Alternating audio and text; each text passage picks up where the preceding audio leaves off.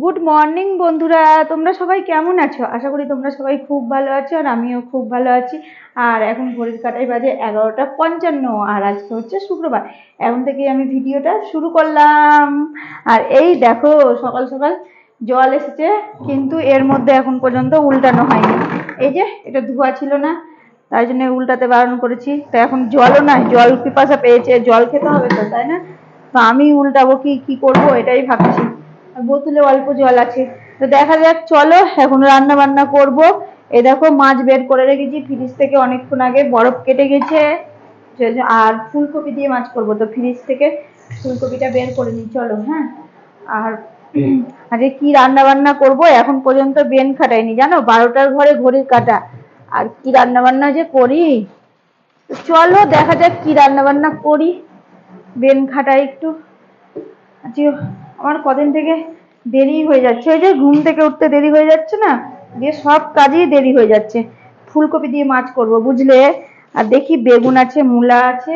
চলো, হ্যাঁ। এই দেখো মাছ ভাজা হয়েছে, আর ফুলকপিটাও ভেজে নিয়েছি। আজকে ফুলকপি দিয়ে মাছটা করব। আর এই যে এখানে আলুর সঙ্গে মশলা কষাচ্ছি ভালো করে।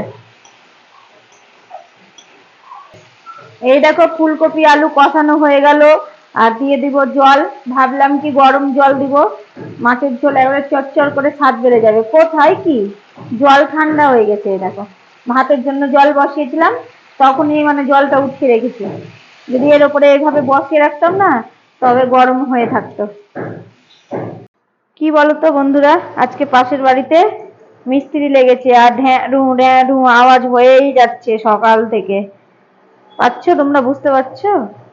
ভালোই হচ্ছে, বাড়িতে মিস্ত্রি লাগলেও একটা আনন্দের ব্যাপার, তাই না? নতুন কিছু হচ্ছে, নতুন কিছু হওয়া মানেই আনন্দ। দেখো মাছের ঝোলটা টংবং করে ফুটে গেছে, এবার মাছগুলো দিয়ে দেবো। আর কি বলতো, আজকে ধনে পাতাটা খুব মিস করছি, ধনে পাতা নাই। তো এই আলু ফুলকপি দিয়ে মাছের ঝোল করলে একটু ধনে পাতা দিয়ে দিলে বেশ ভালো লাগে।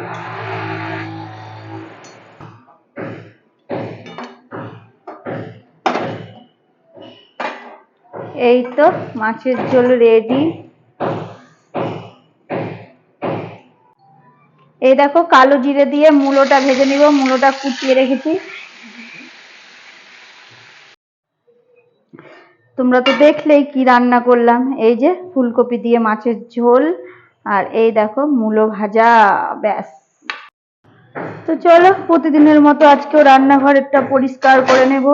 এই কাজটা না করলে মনের দিক থেকে শান্তি পাই না। রান্না বান্না করে নেব, ঝটাপট রান্নাঘরটা পরিষ্কার করে নেব। তো চলো, হ্যাঁ। তো এই দেখো রান্নার পরে যতগুলো কাজ ছিল সব করে নিলাম। আর রান্নাঘরটা এইরকম টিপটাপ না থাকলে ভালোও লাগে না, তাই না? আর কি বলতো, আজকে খিদা পাইনি, আজকে একটু দেরি করেই ভাত খাবো। কেননা আজকে সকালে আমি কালকে রাত্রের ভাত ছিল, ওই ভাতটা খেয়েছি। বেশ ভালো লাগে জানো, শীতকালে রাত্রের ভাত পেঁয়াজ দিয়ে, কাঁচা লঙ্কা দিয়ে, আর একটা শুকা লঙ্কা পুড়িয়ে, আর পেঁয়াজ আর আলু ভাজা। জমে গেছিল আজকে সকালের খাওয়াটা। আজকে বাইরে অতটা রোদ্দুরও নাই, ছাতেও যাওয়া হলো না, এখানেই বসে বসে একটু মোবাইলটা দেখবো। শুভ সন্ধ্যা বন্ধুরা, এখন ঘড়ি কাটায় বাজে 6টা 25, আর সকাল থেকে সন্ধ্যা কখন হচ্ছে কিন্তু টের পাচ্ছি না, এত ব্যস্ত থাকছি। আর সন্ধ্যা থেকে রাতটা কাটে না, সময়টা একটু মানে রাত বড় হয়ে গেছে, আর সেরকম রাত্রে আমার কাজ থাকে না। আর শীতের রাত বুঝতেই পারছো, সময় কাটে না। তাই ভাবলাম একটু ঘুরে আসি বাজার থেকে। তো চলো কে কে যাচ্ছি দেখাবো তোমাদেরকে। আর আমি এই জ্যাকেটটা পরেছি, আর জ্যাকেটটা দেখছো একবারে গুবলু জ্যাকেট।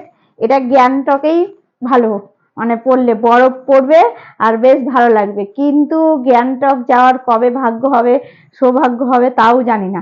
তাই ভাবলাম আমাদের এখানে এই জ্যাকেটটা পরে নিই, আজকে বেশ ঠান্ডা আছে বাইরে। তো চলো গাইস, তোমরা ভিডিওটা দেখতে থাকো।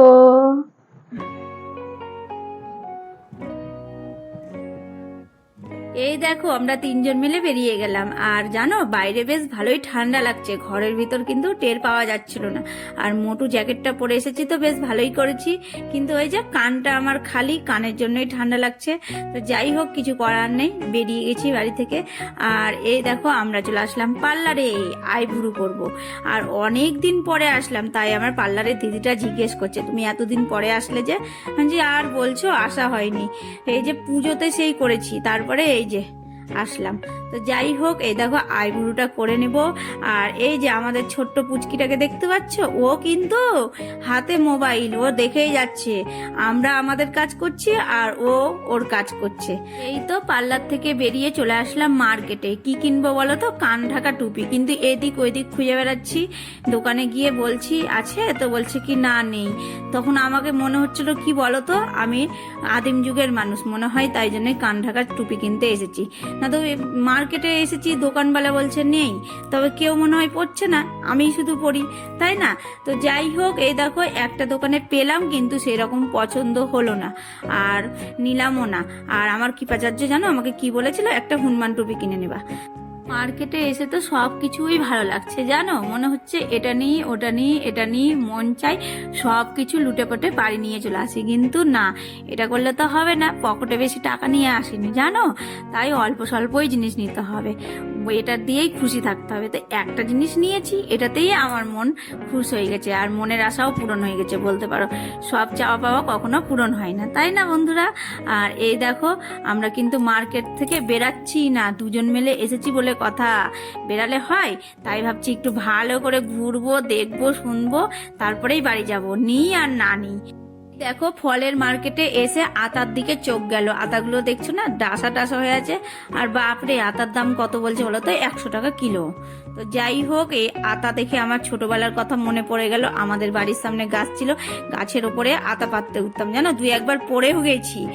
আর এই আতাগুলো, ছোট ছোট আতাগুলো পেরে নিয়ে চালের হাঁড়ির ভিতর রাখতাম পাকানোর জন্য।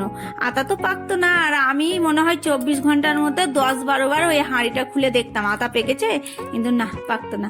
তো যাই হোক, চলো এবার বাড়ির দিকে যাওয়া যাক। এই দেখো আমাদের বাড়িতে প্রথম এই বছর গুড়ের মিষ্টি আসলো, আর বেশ ভালো লাগে না গুড়ের মিষ্টি, আর তার সাথে পাউরুটি। কে কে ভালোবাসো জানাবে তো। আর এই মিষ্টি আমরা 8টা নিয়ে এসেছিলাম, আর গরম গরম ছিল, টপাটপ কিন্তু খেয়ে নিয়েছি, এটাতেই অনেকটা পেট ভরে গেছে। তো বন্ধুরা, এখন ঘড়ির কাঁটায় বাজে রাত 11টা, আর রাত্রে যেই কটা কাজ ছিল মোটামুটি হয়ে গেছে। আর শেষ কাজটা হচ্ছে জল ভরে 1 বোতল এই ঘরে নিয়ে আসা। তো চলো, ভিডিওটা আজকের মতো এতটাই, কালকে আবার দেখা হবে নতুন কোনো ভিডিও। আর তোমরা সবসময় ভালো থেকো, সুস্থ থেকো, আর আমার ভিডিও ভালো লাগলে জলদি জলদি লাইক করে দিও, আর সাবস্ক্রাইব করতে তো ভুলবেই না। টাটা।